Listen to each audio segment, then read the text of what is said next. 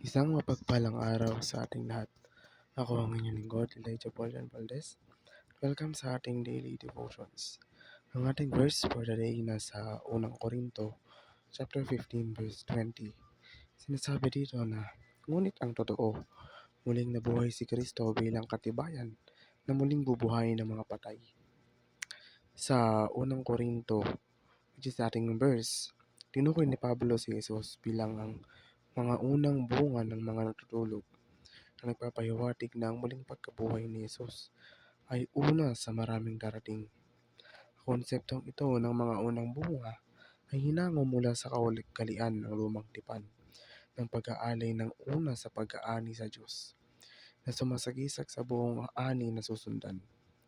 Sa pamamagitan ng pagtawag kay Jesus bilang mga unang bunga, itinatag ni Pablo na ang kanyang muling pagkabuhay ay isang paunang pagsubok sa kung paano ang mangyayari sa lahat ng mga mananampalataya na namatay, nabubuhaying muli sa hinaharap. Ang muling pagkabuhay ni Kristo ay tinitignan bilang simula ng pag-aani ng buhay na muling pagkabuhay, at ang mga mananampalataya ay nauunawa ang bahagi ng pag-aani na iyon. Ang pahayag ng mga unang bunga ay nagkakaroon ng malaking meaning sa ating buhay, mauunawaan sa iba't ibang konteksto. Sa Biblia, ang pag-aali ng mga unang bunga sa Diyos ay kinikilala ang kanyang probisyon at maaaring maging isang paraan upang unahin siya at iposisyon dahil ang sarili para sa mga pagpapala. Sa mas malawak na paraan, ang pagtuon sa pinakamaganda o pinakamahalagang aspeto ng buhay, personal man o profesional, ay maaaring humantong sa isang mas kasiyasiya at may layuning pag-iral.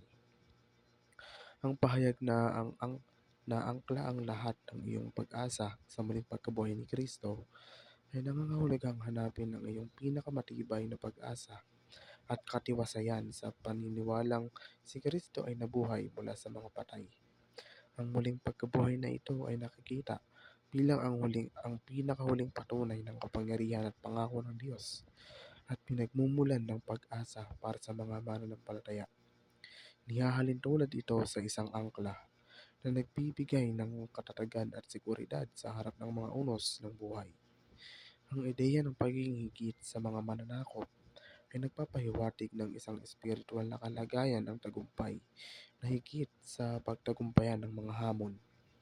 Ito ay nagpapahiwatig ng isang mas malalim na pag-unawa sa pag-ibig ng Diyos at isang pagtitiwala sa kanyang biyaya na nagpapahintulot sa mga mananampalataya na tiisin ang paghihirap ng may katatagan at kagalakan.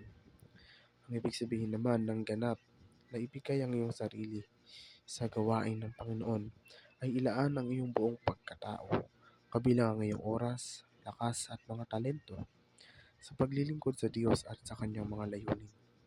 Kabilang dito ang hindi natitinag na pangako at tiyaga kahit na sa harap ng mga hamon, na may pag-unawa ng iyong paggawa ay hindi walang kabuluhan. Ito ay tungkol sa pagbibigay ng lahat ng mayroon ka, hindi lamang isang bahagi ng iyong oras o lakas, ngunit ang iyong buong sarili sa gawain ng Diyos para sa iyo. Muli, ako ang inyong lingkod, Elijah Paul Valdez. Dito na nagtatapos ang aking daily devotions.